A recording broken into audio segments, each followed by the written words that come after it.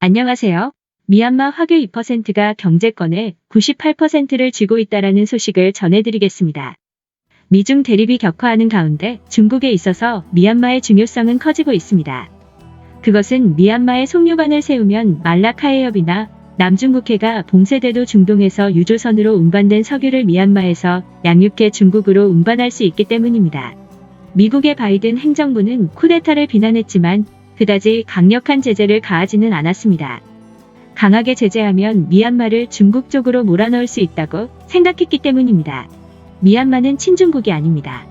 미얀마 사람들은 중국을 두려워하고 싫어합니다.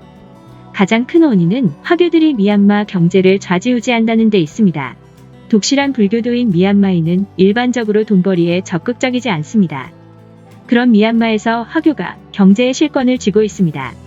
화교는 미얀마 인구의 2% 정도에 불과하지만 이들이 경제의 98%를 쥐고 있는 것으로 알려져 있습니다.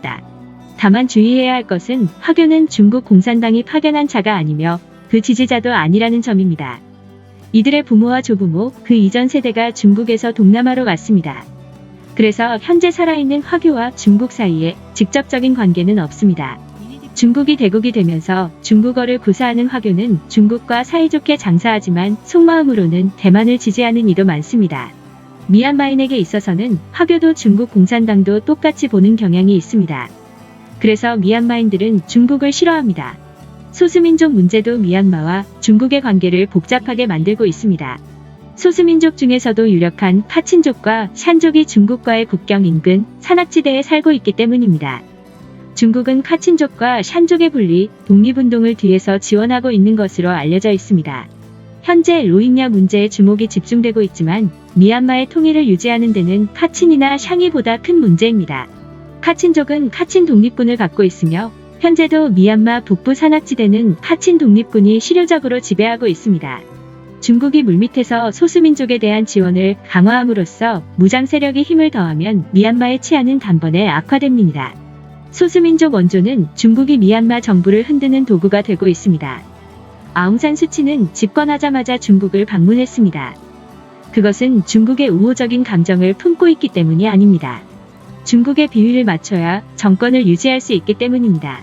미얀마 군부도 속으로는 중국에 접근하고 싶은 게 아니라 중국에 대한 극심한 적대감을 갖고 있습니다. 이번 쿠데타에 중국이 직접 관여했을 가능성은 낮다고 봅니다. 현재 중국은 미얀마의 쿠데타에 대해 침묵을 지키고 있지만 그것은 이번 기회에 군부를 어떻게 포섭할 수 없을까 하는 생각 때문일 것입니다. 미얀마 사람들은 중국을 싫어하지만 이런 감정은 최근 10년 사이 더 강해졌습니다. 그것은 중국이 드러내놓고 미얀마의 자원을 찬탈하려 들기 때문입니다. 지배욕을 노골적으로 드러내는 것은 시진핑 정권의 결점이라 할 수 있습니다.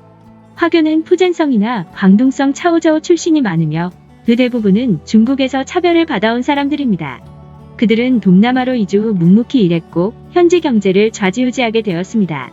한편 시진핑 정권은 약소국의 사람들에 대해서 고자세로 대하고 있습니다. 그리고 자원을 중국으로 가져가려는 의도가 보입니다. 그것이 현지인들의 반발을 초래하지 않을 수 없습니다. 오늘의 추천 영상은 호주, 베트남이 꼴보기 싫은 중국 하지만 버릴 수 없다입니다. 감사합니다.